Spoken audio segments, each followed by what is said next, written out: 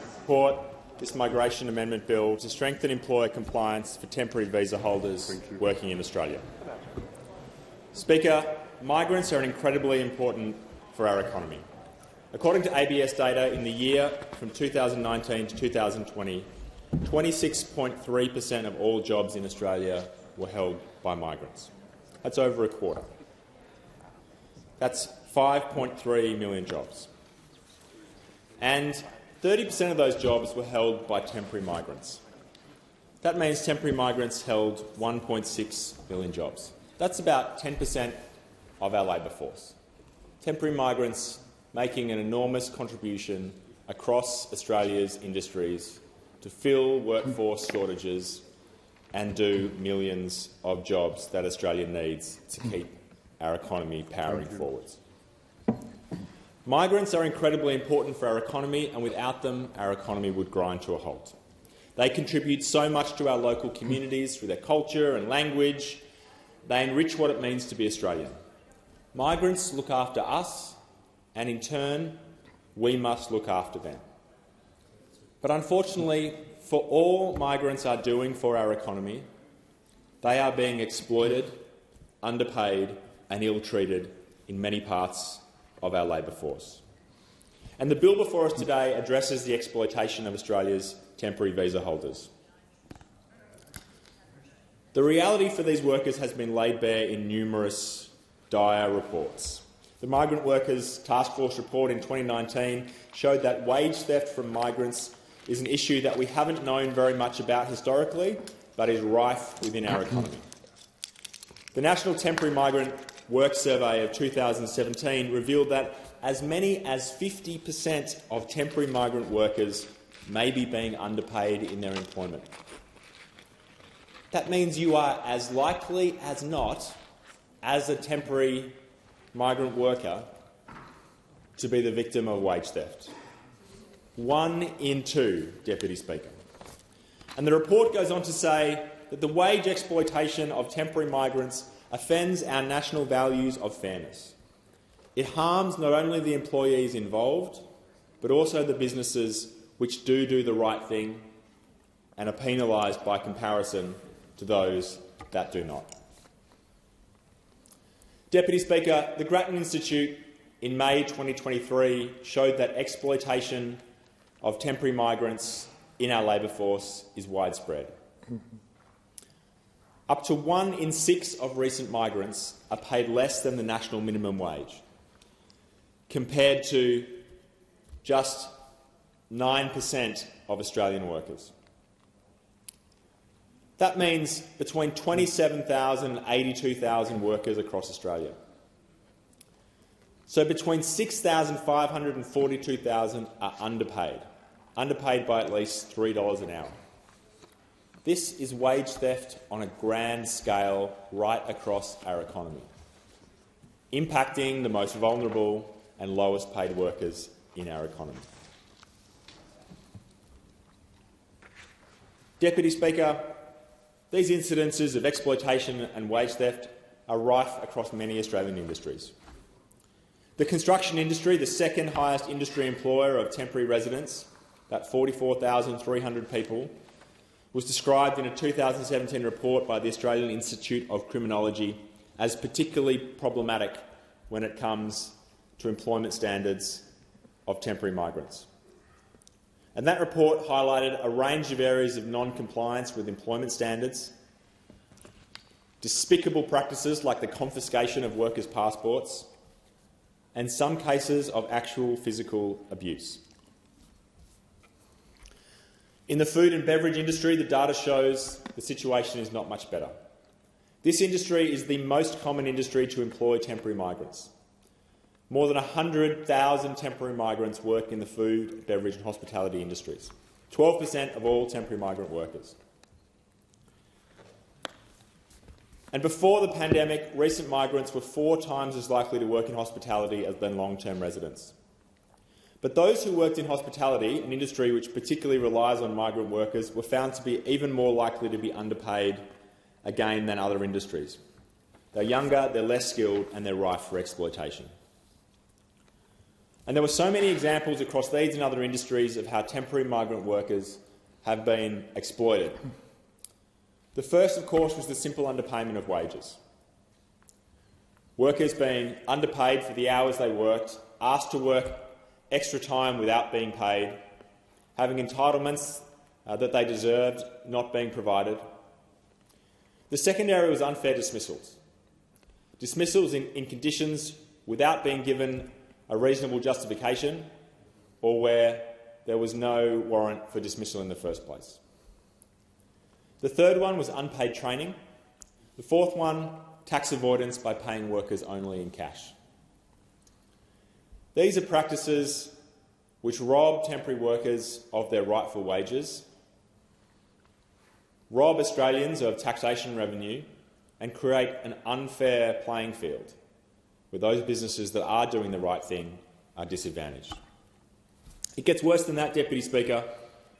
There are incidents highlighted across these reports of migrant workers being pressured to break their visa rules, of misclassifying workers as independent contractors rather than employees, workers having their passport withheld, and threats to have the worker's visa cancelled. And we've seen example after example of these horrific practices being perpetrated on Australia's temporary migrant workers. One of the most egregious, Deputy Speaker, was the case of 7-Eleven. In 2020, 7-Eleven was forced to pay back $173 million to workers that their franchisees had ripped off. $173 million. This was systemic underpayment of wages. In some cases, workers were forced to withdraw their wages from an ATM and pay them back to their employer. That's how brazen it was. Workers forced to withdraw their wages from an ATM and pay them back to their employer. Absolutely no regard for the law, completely willful ripping off of these workers. The Migrants Task Force report in 2019 determined that wage exploitation was systemic across the 7-Eleven network. It wasn't a minority of stores, it wasn't a few bad apples. The majority of 7-Eleven stores were involved in this wage exploitation. And after these practices were first revealed to the public in 2015, 7-Eleven outlined a number of measures to prevent wage fraud amongst their franchisees. They made investments in technology to centrally record employees' attendance. They made greater investments into enforcing compliance through field investigations and creating a non-compliance complaint hotline for employees. Still, right throughout the economy, Deputy Speaker, the practices that were so rife at 7-Eleven are perpetrated across many different sectors. Another example highlighted by the Migrant Workers Task Force report was the case of NQ Powertrain. In July 2023, reports of this labour hire company were being fined $106,000 for exploiting migrant workers at its North Queensland farm. This exploitation included unlawful deductions from workers' wages, workers being brought in on the Pacific Seasonal Workers Program but non-compliant, and these practices were happening for years. In 2021, the Levitt-Robertson class action for workers on the Seasonal Worker Program revealed that workers were losing up to $300 per week from their wages. Now, Deputy Speaker, I think a lot about my electorate when I think about these cases. Parramatta is home to 113,000 people born overseas. That's over 55% of the electorate's population. Parramatta is one of the most multicultural electorates in the country, based on the percentage of the population born overseas. We have 9 university campuses in Parramatta.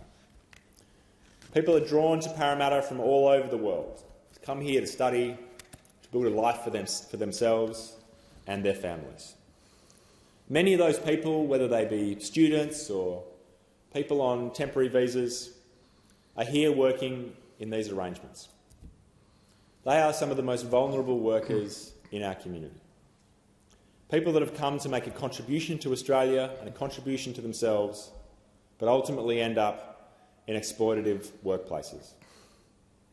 If I think about the scale of this challenge and apply it to the electorate of Parramatta, in the 2021 census, 81% of Parramatta's population were working either full or part-time. And if this data of the number of people that are exploited across the country was repeated across Parramatta, then 1 in 6 of those people would be exploited. That's about 5,000 people in my electorate working in exploitative conditions. 5,000 people. 5,000 people being underpaid.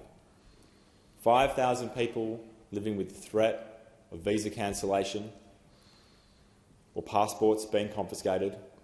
5,000 people living without the rights that they deserve.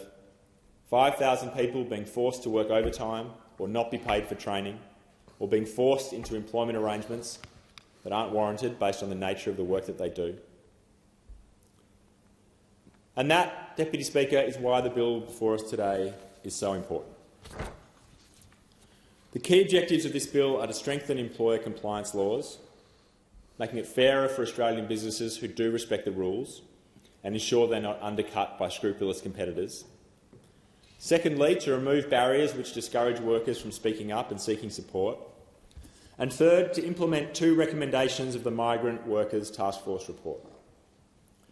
Specifically, that's Recommendation 19, that the government consider developing legislation so that a person who knowingly, unduly influences, pressures or coerces a temporary migrant worker to breach a condition of their visa is guilty of an offence. Adding new criminal offences building on existing laws in the Migration Act. To make it a crime to coerce migrant workers into breaking visa rules, and to make it a crime to unduly influence, pressure or coerce unlawful migrants to work. That's the first one. And the second one is Recommendation 20 of the Migrant Workers report. And that is that the government explore mechanisms to exclude employers who've been convicted by a court of underpaying temporary migrant workers from employing new temporary visa holders for a specific period. And to implement this recommendation, the government is introducing a new prohibition measure.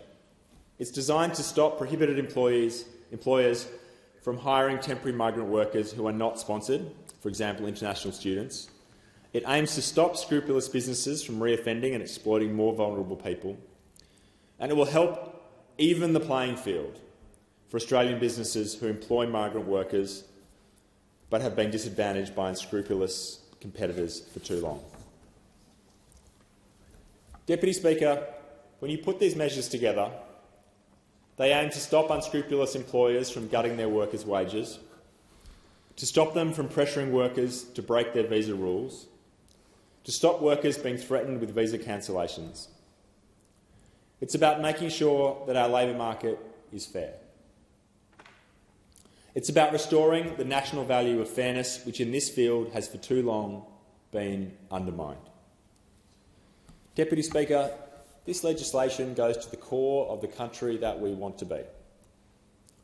We want to be a country that attracts people from all around the world, that is a magnet for talent and hope and ambition in the 4 corners of the globe, that brings people to this country in ways that we have across sequential waves of migration, brings people to this country to build a better life for themselves and ultimately to build a better nation for everybody. But we undo that ambition. We thwart that national objective if we don't treat these temporary workers with the dignity and the respect that they deserve. And to have 1 in 2 of those temporary workers be underpaid. 1 in 6 exploited in other ways is a national shame. It betrays our aspiration to be a great multicultural nation. And that's why this legislation is so important. Thank you.